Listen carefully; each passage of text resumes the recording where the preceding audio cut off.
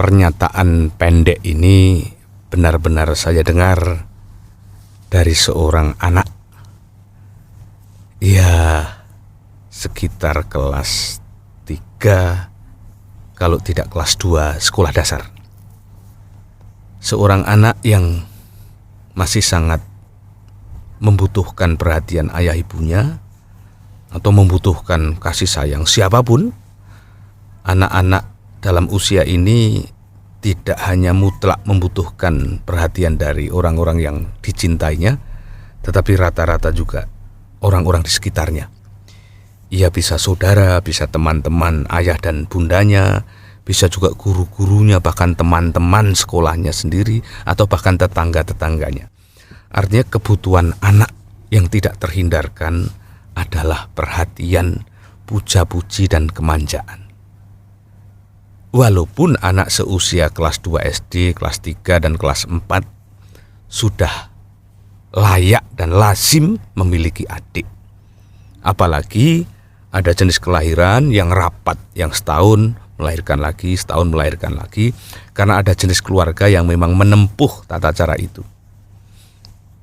Masing-masing pilihan itu adalah pilihan yang wajar dan bisa dimengerti dan boleh-boleh saja.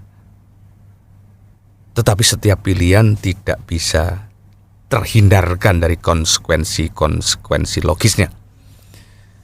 Konsekuensi logis yang pertama itu adalah menyangkut naluri kanak-kanak yang selalu butuh atensi dan perhatian di tingkat yang sangat ekstra.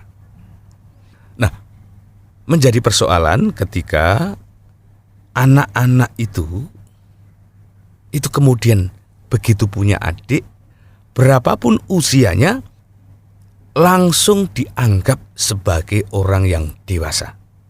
Ukuran kedewasaan itu bukan usia, tapi semata-mata karena ia sudah punya adik.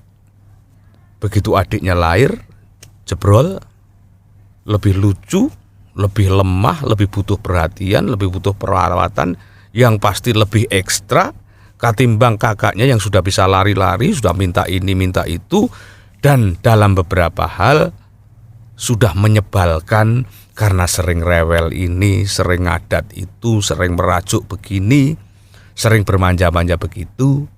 Kemanjaannya pun kadang-kadang menurut orang tuanya salah waktu. Di saat orang tuanya sedang berlelah-lelah mengurusi adiknya, anak ini minta itu.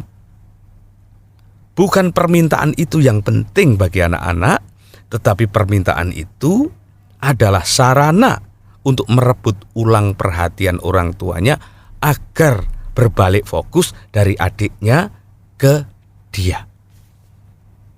Tetapi karena faktor kelelahan, karena faktor sebuah kepadatan emosi yang sangat intensif, pengertian bahwa permintaan anak itu bukan semata-mata permintaan, melainkan kemanjaan. Orang tua itu ngerti sebetulnya, tetapi karena saking lelahnya, saking gaduhnya benak ini, pengertian itu tidak cukup untuk mendorong lahirnya toleransi atau empati. Yang ada di benak kita para orang tua itu adalah kakak ini sudah besar tetapi tidak mengerti kedudukannya sebagai kakak. Sudah aku sedang begini, dia begitu. Lalu murkalah si orang tua ini. Dan yang terjadi, semakin murka kita, semakin anak-anak akan defensif dan ofensif. Defensif ini bertahan dari rasa disalahkan, karena dia merasa punya pembenaran. Yang celakanya pembenaran itu belum bisa dia katakan. Kemampuan kata-katanya untuk menyusun redaksional yang rapi belum menjadi kesanggupannya. Maka yang dia lakukan adalah dengan melakukan pemberontakan kecil. Maka lahirlah pernyataan yang saya dengar ini. Bunyinya begini: aku rasanya tidak mau jadi kakak. Aku mau jadi adik saja. Karena kakak harus selalu mengalah.